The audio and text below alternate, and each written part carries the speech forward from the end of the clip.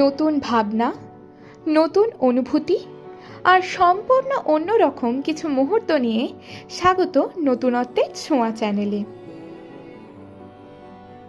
কখনো কি ভেবেছ অনুভূতিগুলোরও যদি আলাদা রং থাকতো?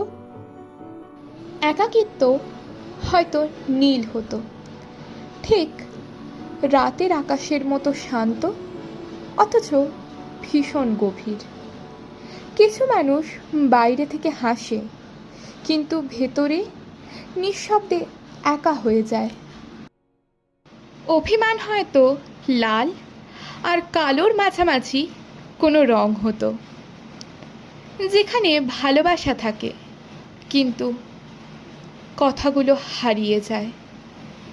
কখনো কখনো মানুষ রাগ করে না, শুধু চুপ হয়ে যায়।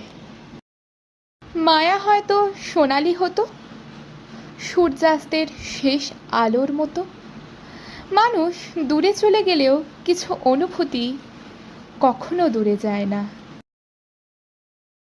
শান্তি হয়তো সবুজ হতো, ঠিক বৃষ্টির পরের ভেজা গন্ধের মতো, যেখানে কোনো শব্দ নেই তবুও মনটা শান্ত হয়ে যায়। স্বপ্নগুলো হয়তো বেগুনি হতো, বাস্তবের বাইরে, অথচ হৃদয়ের খুব কাছে। কিছু স্বপ্ন কখনো পূরণ হয় না, তবুও মানুষ স্বপ্ন দেখতে ছাড়ে না। মানুষ শুধু শব্দে নয়, রঙের মধ্যেও অনুভূতি লুকিয়ে রাখে। আর হয়তো প্রত্যেক মানুষের মনেই আলাদা একটা রঙের পৃথিবী থাকে। এবার আপনারা কমেন্ট করুন আপনাদের অনুভূতির রং কী। যদি ভিডিওটি ভালো লেগে থাকে তাহলে অবশ্যই লাইক, কমেন্ট আর শেয়ার করুন।